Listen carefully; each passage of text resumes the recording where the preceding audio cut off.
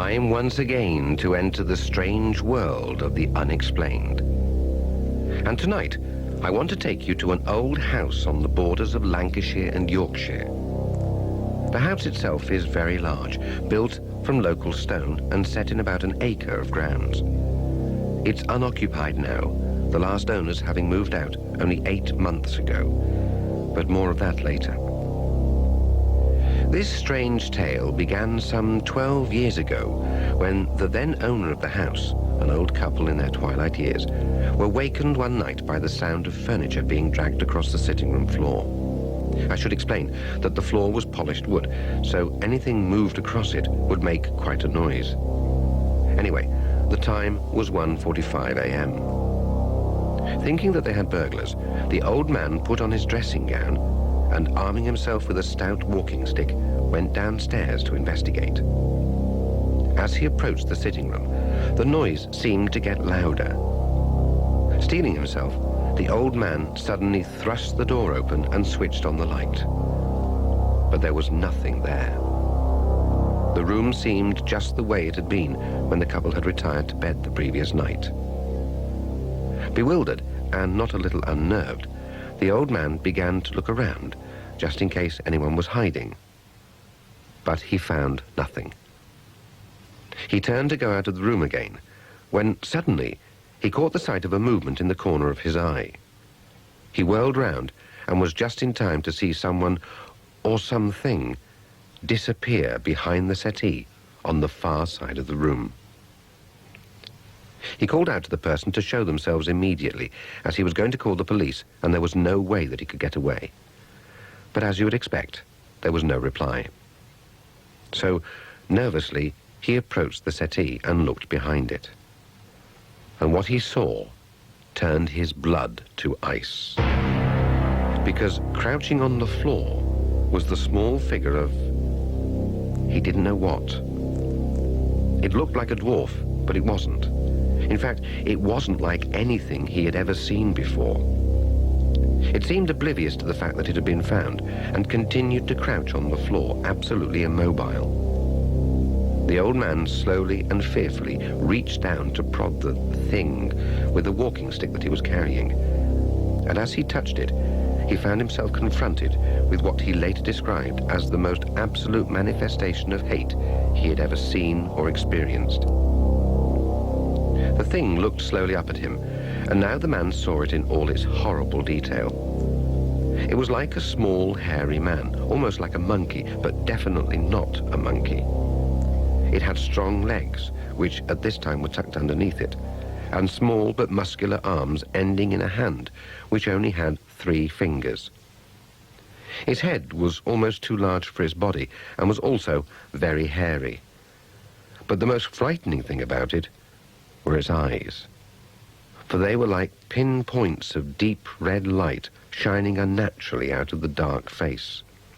They seemed to pulsate with hatred, and the old man was sure that he saw little darts of red light, like sparks, shooting out of them towards him.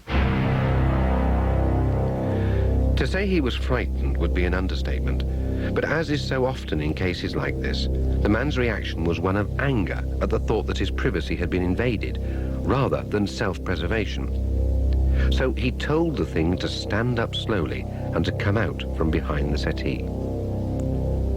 Uttering a low growl in its throat, it did as it was told.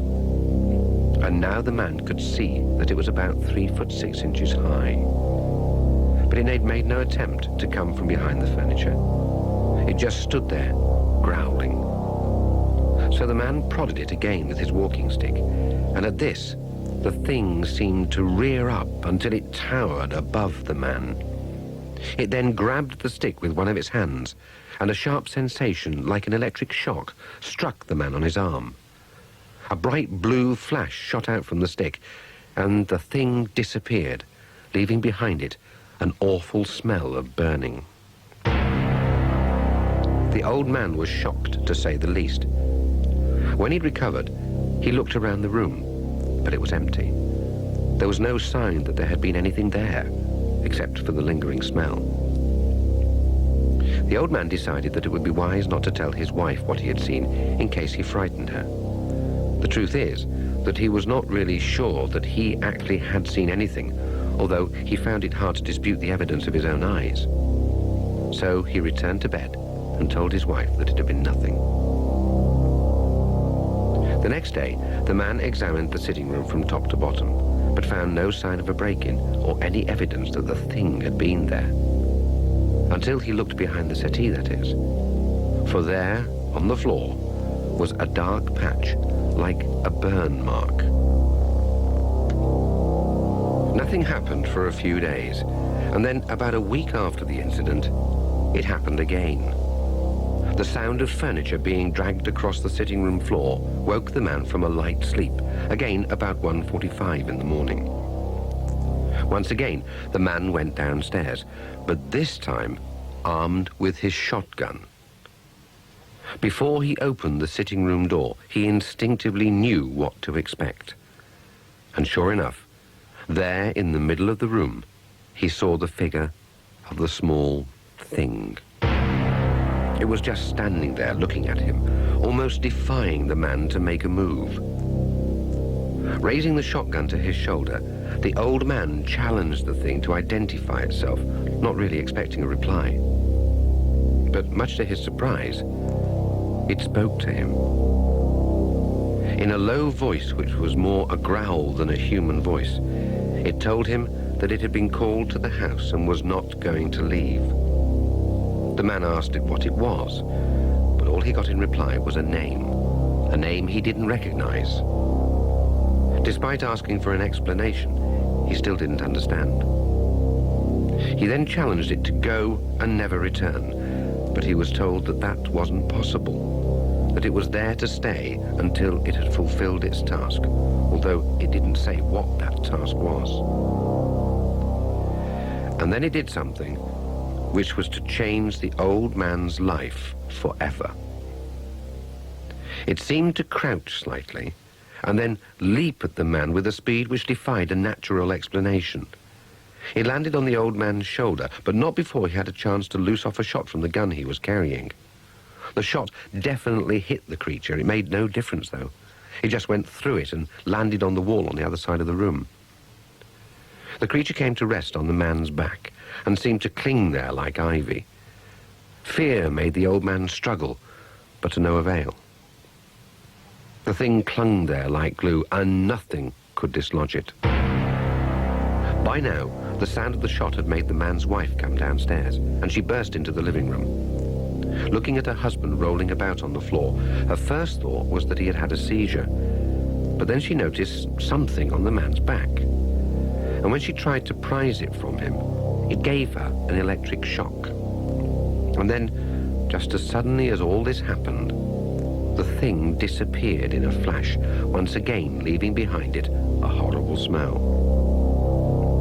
When the man had recovered, he told his wife what he had experienced. At first, she didn't believe him, but the evidence of her own eyes couldn't be denied. From this moment on, their fortunes changed. The man seemed to become stooped and bent, and when asked by his doctor what the symptoms were, he said it was like a great weight pressing on his back. No medical tests could discover the cause of the man's discomfort, and after a period of nearly 12 months, he died of exhaustion. The man's widow sold the house, and new people moved in. But within 6 months, the new owner was struck down by a mysterious affliction, which left him almost doubled over and complaining that it felt as if a weight was pressing on his back. And within another year, he also was dead from this strange affliction. And so it went for the next 3 owners, each one ending up the same way. As you would expect, very soon rumors began to spread about a mysterious curse on the house. And some 4 years ago, I was asked to investigate to see if I could find out what the problem was. One of the first people I talked to was the widow of the old man, from whom I got the story I've just told you. And I spent several nights in the house.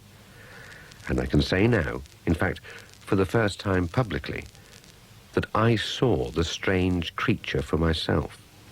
although I must add that I had taken suitable precautions beforehand. And I recognized the name which was given to me. It was that of an elemental, a creature of a lower order, which can manifest itself when commanded to do so, and which will attach itself to whoever it is commanded to do so. But why it has attached itself to the owners of the house, and why it manifested itself in the first place, I don't know, and I can't seem to find out. But I suspect that something happened on the site of the house before it was built, which bound the elemental to that particular spot, probably for all time. If that is the case, then if you are looking for somewhere to live, and you're offered a large stone house on the borders of Lancashire and Yorkshire at a low price, beware. It might just be this unhappy house. The elemental is dormant at the moment, but it's ready and waiting to reawaken and perhaps claim another hapless victim.